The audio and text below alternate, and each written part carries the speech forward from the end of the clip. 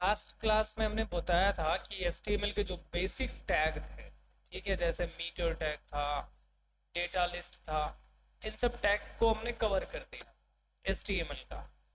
अब कुछ टैग हैं जैसे कि सेक्शन टैग, नैव टैग, है ना, due tag plus ID and class, इनके बारे में जानना है आज। और इनको जानना है तो थोड़ा आपको CSS पे जाना पड़ेगा।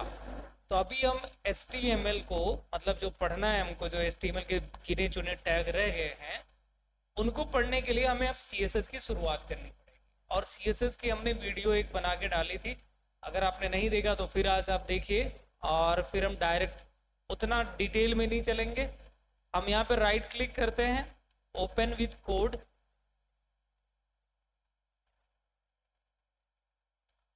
और यहाँ पे हम CSS के बारे में बताते हैं आपको। चलिए, पहले तो हम एक फाइल ले लेते हैं यहाँ पे। ठीक है, फाइल ले लिया और यहाँ पे मैं डाल देता हूँ फाइल का नाम HTML tag डॉट HTML, ये नाम दे दिया फाइल का और यहाँ से क्लोज कर देता हूँ। इसके बाद मैं एक बॉयलर प्लेट इंसर्ट करा लूँगा, ये आ गया। अब देखो, CSS का काम है हमारे वेब पेज को सुंदर अट्रैक्टिव बनाना। कुछ एनिमेशन चलाना है तो CSS की जरूरत पड़ेगी, पेज को सुंदर लुक देना है तो CSS की जरूरत पड़ेगी, है ना। तो HTML का काम होता है कि पेज पे एलिमेंट को दिखाना, कि दिखाना क्या चाह रहे हैं वो HTML के द्वारा दिखाएंगे। CSS कहता है कि अब उसी एलिमेंट को कितने बेहतर तरीके से दिखाना है वो मुझे बताओ, मैं दिखा दूंगा जैसे चाहोगे वैसे। कोई एनिमेशन चलाना है हम एनिमेशन चला देंगे, है ना। किसी को कलरफुल दिखाना हम कलरफुल दिखा देंगे। तो किसी भी चीज को किसी भी तरीके से अगर दिखाना चाह रहे हैं तो CSS अप्लाई करना पड़ेगा, यह है CSS का काम। अब अगर हम बात करें कि CSS के प्रकार, आपके एग्जाम में पूछा जाता है CSS के प्रकार बताइए, तो CSS 3 प्रकार से अप्लाई किया जाता है। 3 प्रकार में पहला होता है इनलाइन। चलो मैं HTML के अंदर ऐसे मैं लिख भी देता हूं, है ना, आपको दिखेगा भी। तो मैं यहाँ पे लिख देता हूँ टाइप्स ऑफ CSS। ठीक, टाइप्स ऑफ CSS। तो टाइप्स ऑफ CSS में आपके जो CSS है वो 3 प्रकार का, मैं एक लिस्ट बना के लिख देता हूँ। अब लिस्ट कैसे बनाई जाती है ये आपको आ रहा होगा, ठीक है, लिस्ट बनाना। li टैग लगा देता हूँ। इसमें सबसे पहले शामिल है inline CSS। Inline CSS, inline CSS के बाद में अगला आता है हमारा इंटरनल CSS। इंटरनल CSS, ठीक है। और इसके बाद में आपका आता है अगला एक्सटर्नल CSS। External CSS। अब यहाँ पे समझना है कि इनलाइन, इंटरनल और एक्सटर्नल, इन तीनों में क्या ही अंतर है। ठीक है, तो चलिए इनको भी समझ लेते हैं। पहले इतने का अगर मैं आपको प्रीव्यू दिखाऊं तो आप देखेंगे कि ये कुछ लिस्ट की तरह ऐसा कुछ नजर आ रहा है। ओके, खोलते हैं, इसको खोलते हैं अभी।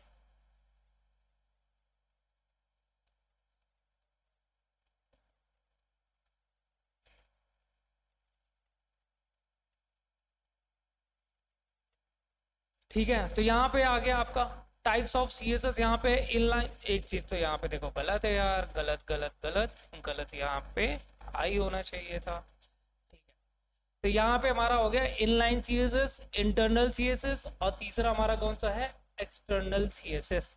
ठीक है, तो यहाँ पे हमने 3 प्रकार के CSS को बना लिया है, मतलब लिख दिया है कि 3 प्रकार के CSS है। अब जानते हैं कि इनलाइन CSS क्या काम करता है।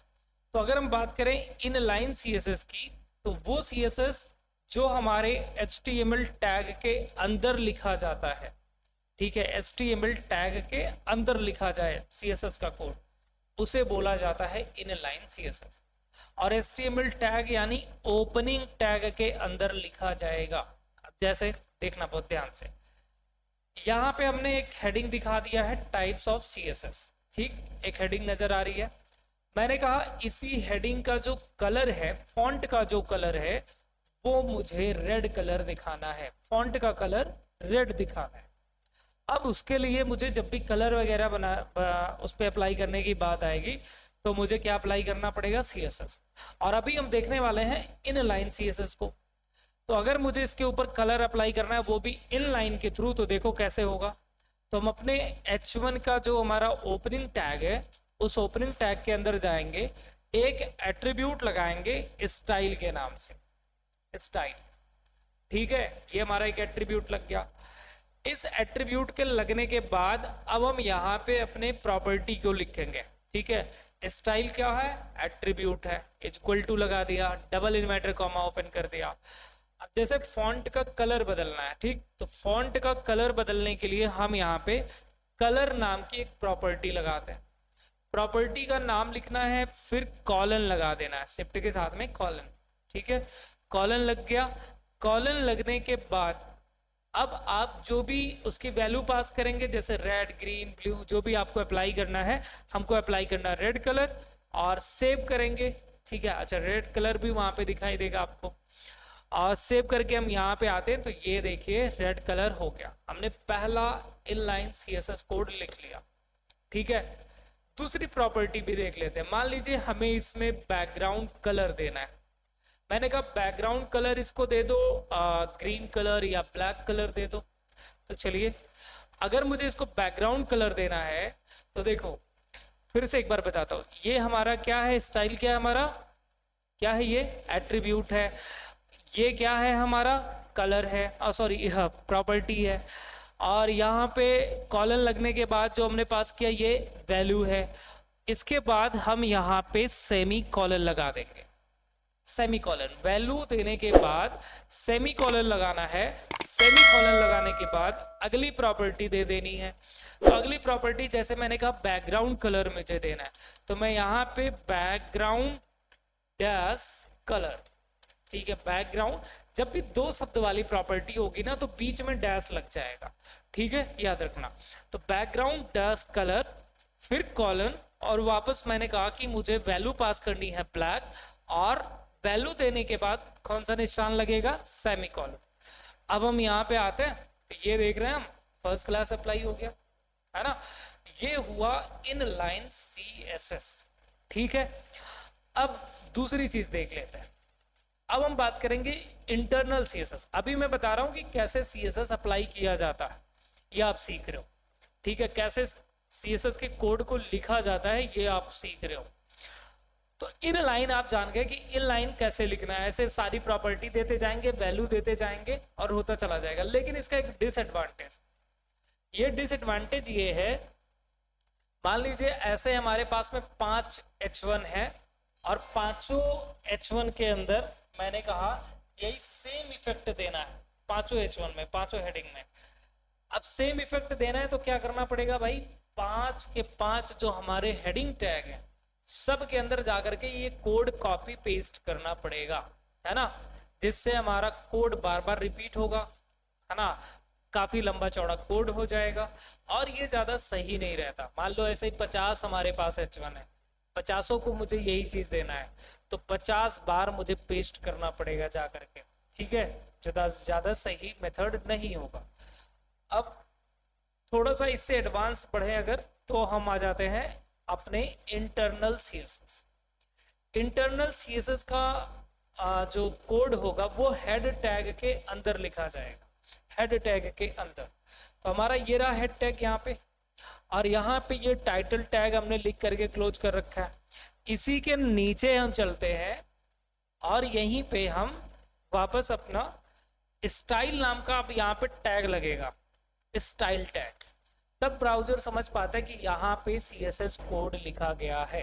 ठीक है, तो हमने यहाँ पे स्टाइल टैग लगा दिया। स्टाइल टैग लगाने के बाद में अब हम क्या करेंगे, अब समझना ध्यान से। जैसे ये जो LI यहाँ पे क्या है, जो 1 2 3 लिखा आ रहा है ना, लिस्ट बनी हुई है, वही हमारे LI टैग्स है। LI टैग के द्वारा ही वो लिखे गए हैं। तो मैं कहता हूं कि जो हमारे LI हैं, उन सभी का जो फॉन्ट कलर है वो ग्रीन कर दो। ठीक है, जितने भी LI हैं सबको फॉन्ट कलर ग्रीन देना है।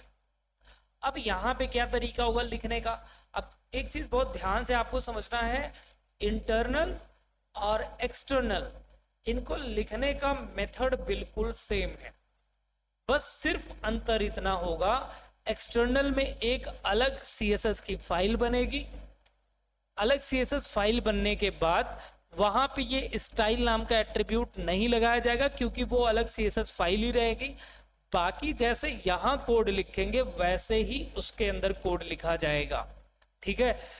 बाकी सारी चीजें सेम होने वाली हैं। बस इंटरनल में क्या है, हेड टैग के अंदर स्टाइल नाम का एट्रीब्यूट लगाया और इसके बाद हम अपनी चीजों को लिखना शुरू करेंगे। अब यहाँ पे देखो लिखने का मेथड क्या करना होगा। सबसे पहले हमें इसके, अगर मैं सेंटेक्स को समझाऊं आपको, है ना, कि इसका सेंटेक्स क्या होगा, कैसे हम इसको लिखेंगे, इसका सेंटेक्स जरा आप लोग समझ लीजिए। इसका सेंटेक्स ऐसा होगा कि सबसे पहले हमें सेलेक्टर को लिखना पड़ेगा, फिर करली ब्रेसेस ओपन एंड क्लोज करना पड़ेगा। इसके बाद यहाँ पे आपको जो कुछ भी देनी है, मतलब प्रॉपर्टी आप दोगे, ठीक है। जो भी आपकी प्रॉपर्टी होगी, प्रॉपर्टी देने के बाद में आप उसकी वैल्यू बताओगे, फिर ऐसे नीचे उसकी प्रॉपर्टी वैल्यू, या फिर सामने सामने भी दे सकते हो। तो ये लिखने का तरीका, ये इसका सेंटेक्स है। अब यहाँ पे अगर मैं जैसे इसी चीज को कमेंट देना चाह रहा हूं, तो यहाँ देखो कमेंट देना अगर शॉर्टकट के थ्रू कंट्रोल के साथ में वही फॉरवर्ड स्लैश, ये हो गया कमेंट, ठीक है, मल्टी लाइन कमेंट हो गया ये। तो अब चलिए मैं बल्कि कमेंट ना दे करके मैं पूरा हटा ही देता हूं यहाँ पे। अब सेलेक्टर क्या होते हैं समझ लो।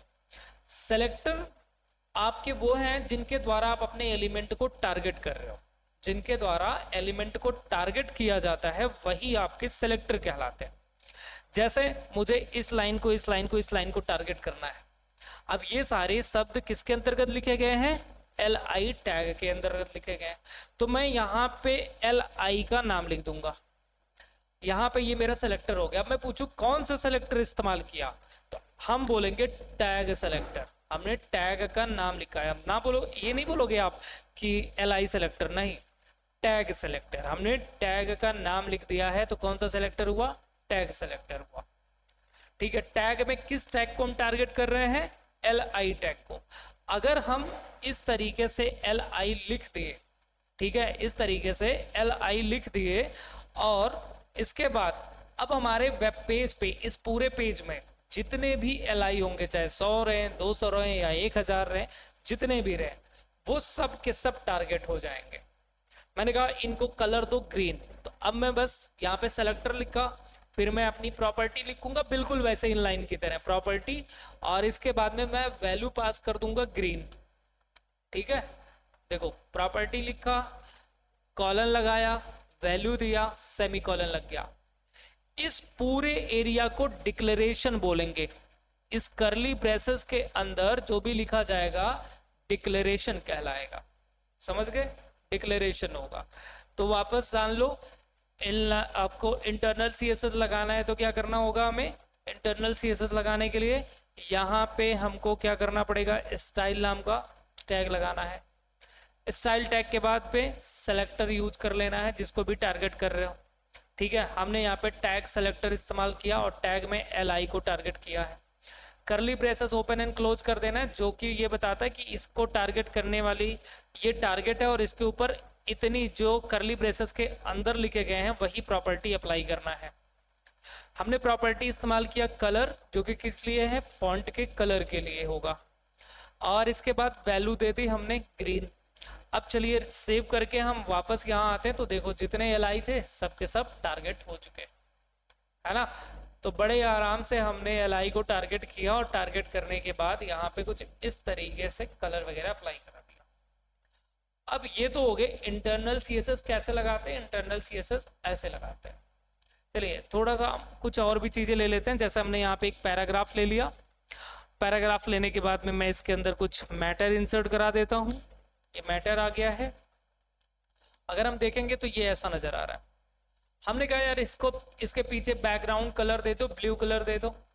अब इसके पीछे मुझे बैकग्राउंड कलर लगाना है, तो कैसे लगाऊंगा, इसकी प्रॉपर्टी जहां पे ये सब कुछ खत्म हो रहा है, इसका स्कोप, उसके बाद में हम अगला अपना टैग सेलेक्टर इस्तेमाल करेंगे, और हमारा टारगेट कौन है, P।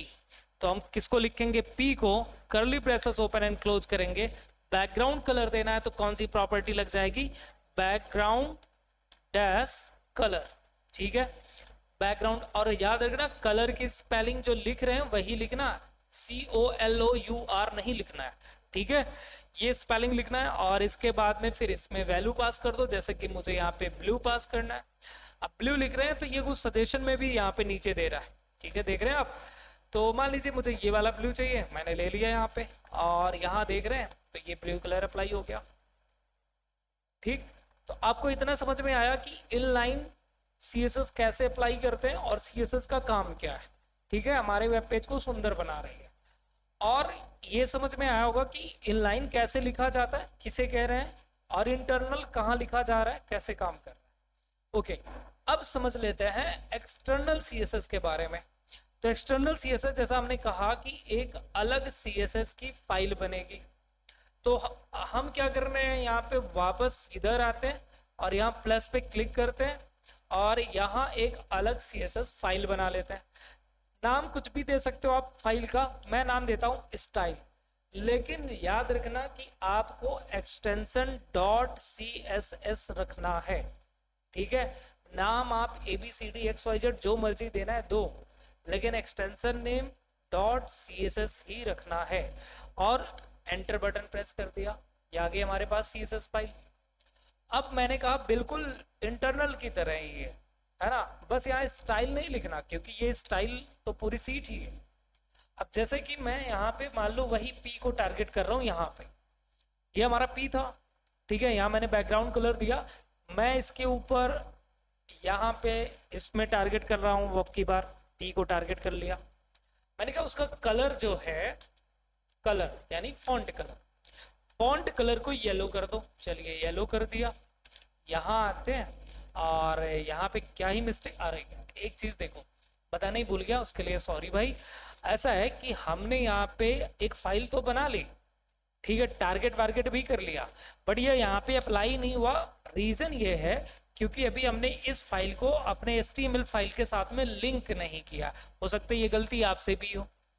अब इस फाइलों को जोड़ना पड़ेगा, और जोड़ने के लिए हमें, अब चाहे तो हम इसके नीचे जोड़ लें या टाइटल के नीचे जोड़ लें, मतलब हेड टैग के अंदर ही जोड़ना है।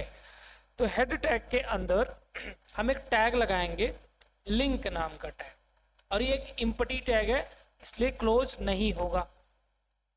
लिंक टैग लगाने के बाद में हम यहाँ पे एक एट्रीब्यूट लगाएंगे REL, रिलेशन बताते हैं कि वो फाइल का रिलेशन क्या है। हम यहाँ पे लिखेंगे वो फाइल एक स्टाइल सीट है, तो यहाँ लिख देंगे स्टाइल सीट, ये हमेशा लिखना है। इसके बाद लिखेंगे HREF यानी हाइपर रेफरेंस। हाइपर रेफरेंस में उस फाइल का पाथ, अगर फाइल अलग जगह सेव कर रहे हो आप तो पूरे फाइल का पाथ देना, और पाथ कैसे देना हमने पहले ही समझा रखा है। तो यहाँ पे आपको फाइल का पाथ देना है।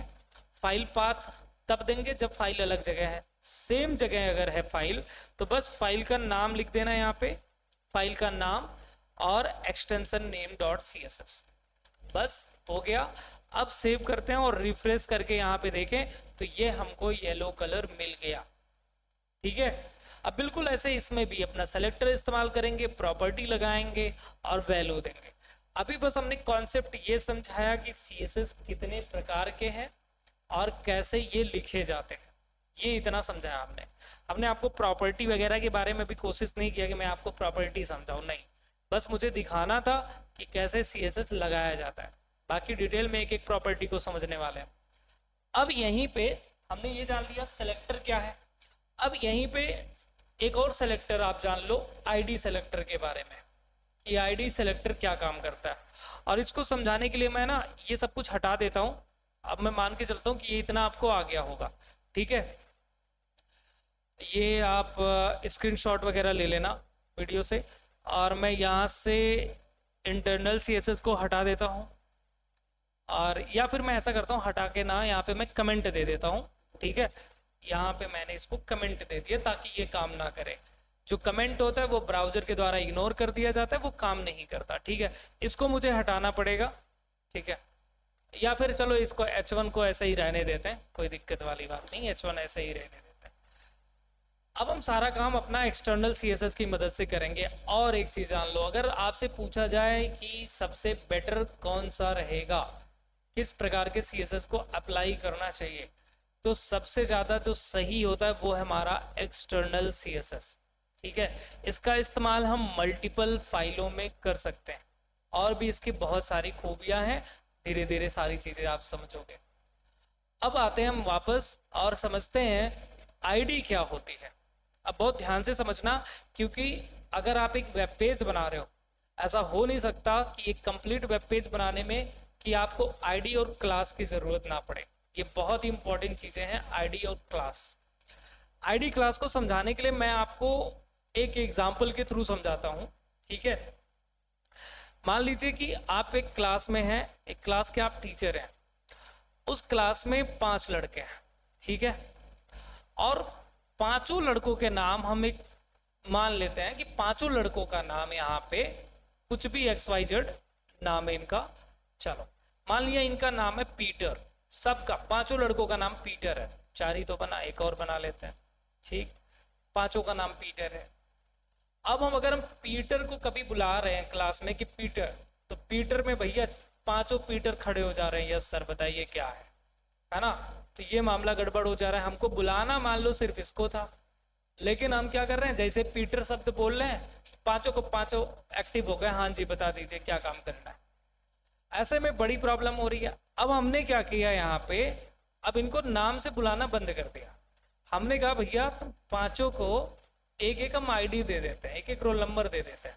हमने इसको रोल नंबर 1 दे दिया, इसको 2 दे दिया, इसको 3 दिया, और इसको 4, इसको 5। अब सोचो, अब अगर मान लो मुझे इसको कॉल करना है, तो क्या मुझे अब नाम से बुलाना चाहिए? नाम से बुलाएंगे तो फिर सारे के सारे कॉल हो जाएंगे, है ना, सारे आ जाएंगे यहाँ पे। तो अगर मुझे किसी एक को बुलाना है, तो मैं अब ज़्यादा बेटर ये होगा, मैं बोल दूं भैया रोल नंबर 3 वाला स्टूडेंट इधर आ जाए। अब रोल नंबर 3 वाला ही आएगा, बाकी नहीं आएंगे। समझ में आया? ये कैसे हो पाया?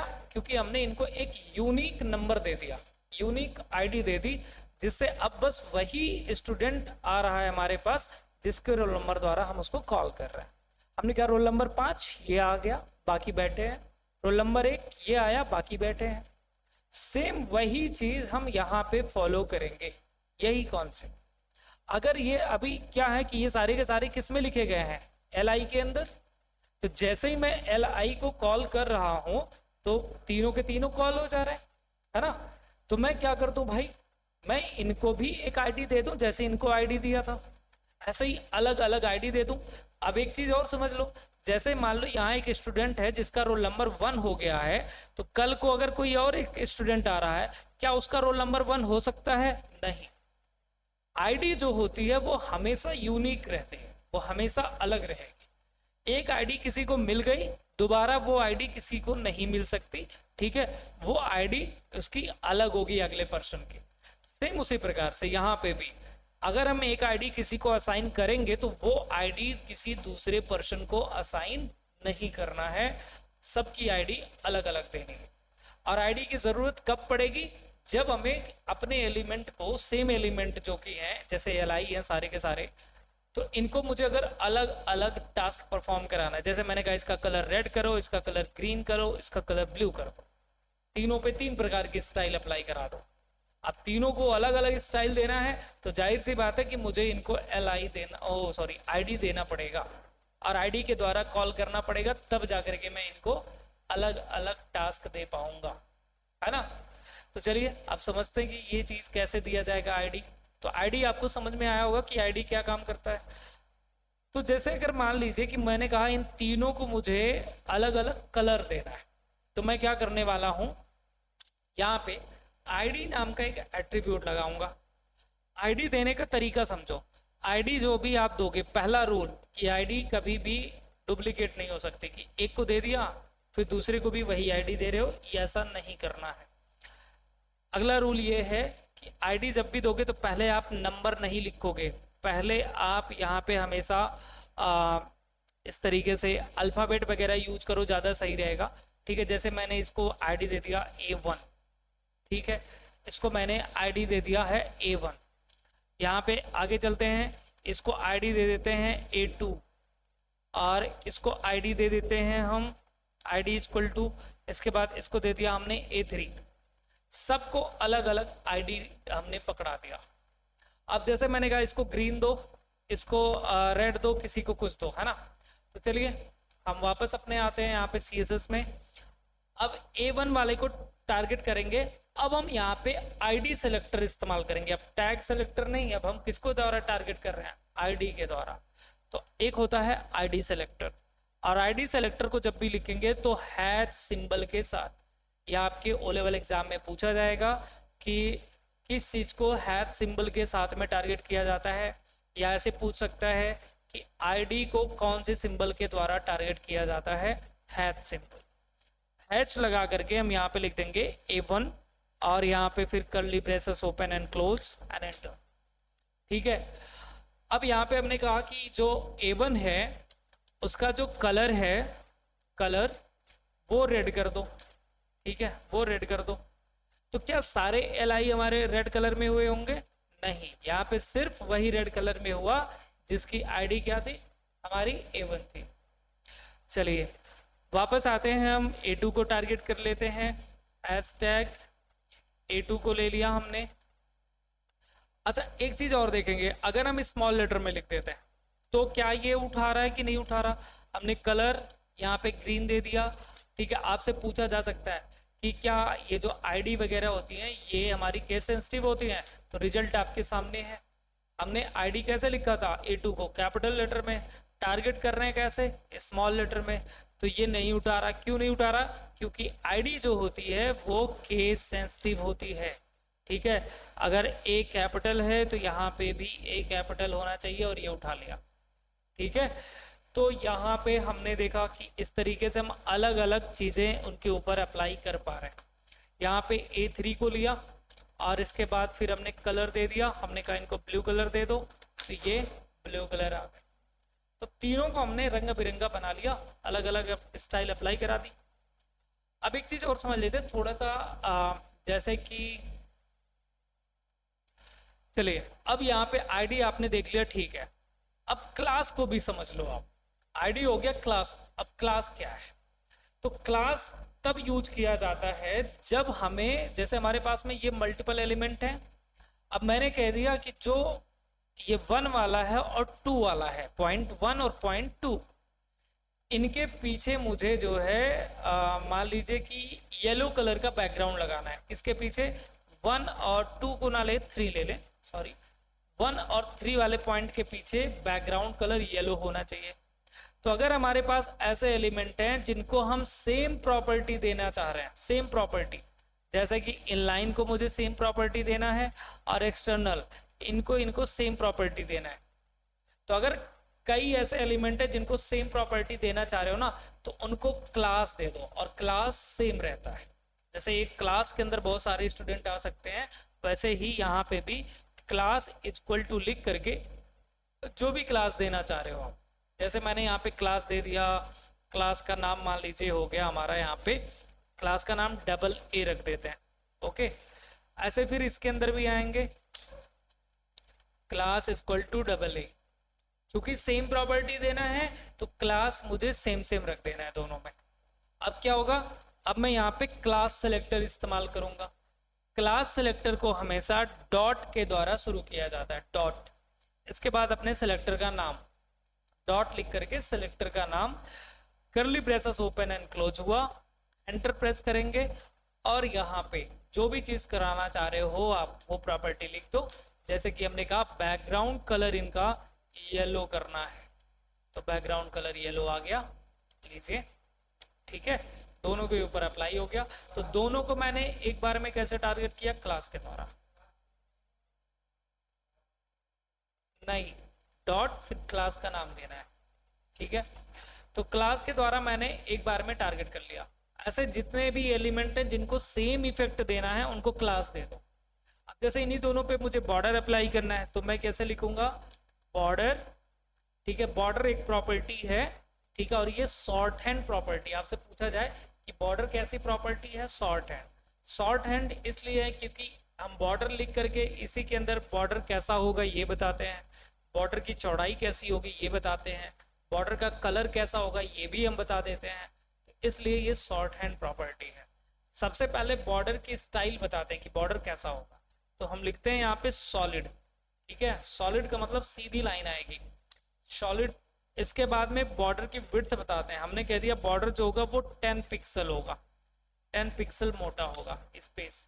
फिर बॉर्डर का कलर बता देते हैं, तो बॉर्डर का कलर जैसे कि मैंने कह दिया कि यहाँ पे कौन सा कलर दे दें, चलो ब्लैक कलर दे दिया हमने। बाय डिफॉल्ट भी ब्लैक ही होता है, आप चाहो तो कलर चेंज कर लेना।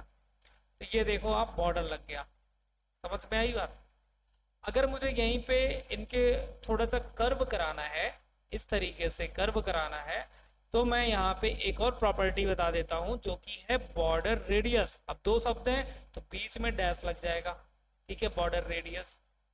मैं कहता हूँ कि बॉर्डर रेडियस 100 पिक्सल्स। अब 100 पिक्सल्स में देखो, इनके बॉर्डर देखो जरा, कॉर्नर देखो, है ना, कैप्सूल शेप बन गया ऐसा कुछ। तो ये रेडियस अप्लाई कर दिया हमने, आप वैल्यू कम ज़्यादा कर करके देख लेना कैसा इफेक्ट आता है। आगे चल के ये बॉर्डर वगैरह प्रॉपर्टी बहुत बड़ी प्रॉपर्टियां हैं, तो इनको डिटेल में समझेंगे एक एक को बढ़िया से। अभी बस हमको बताना था सेलेक्टर के बारे में, सीएसएस कैसे अप्लाई किया जाता है ना, आईडी क्लास क्या होता है ये हमने समझा दिया। आज आप बस यही करिए, सीएसएस अप्लाई करिए तीनों मेथड से। इसके बाद आईडी और क्लास को टारगेट कर करके अलग अलग इफेक्ट दीजिए, बढ़िया से रिवीजन कर लीजिए ताकि ये इतना चीज़ें कवर हो जाएं। क्योंकि अब आगे आप एक एक टास्क आपका थोड़ा सा टफ होता जाएगा। अब आप एक वेब पेज वगैरह बनाना शुरू करोगे बढ़िया सा, तो पीछे जितना पढ़े हो आप उतना टॉपिक आपका बढ़िया कंप्लीट होना चाहिए, ठीक है। अगर उतना कंप्लीट होगा तो आगे आपको बहुत ही बढ़िया से आसानी से समझ में आएगा कि हम क्या करवाना चाह रहे हैं, क्या हो रहा है। पीछे वाला अगर नहीं कवर है तो फिर दिक्कत है, ठीक है। और अगर कवर करना है, नहीं अगर भूल चुके हैं तो वीडियो वगैरह देख लेना आप लोग, ठीक है। तो इतने की प्रैक्टिस करिए आज।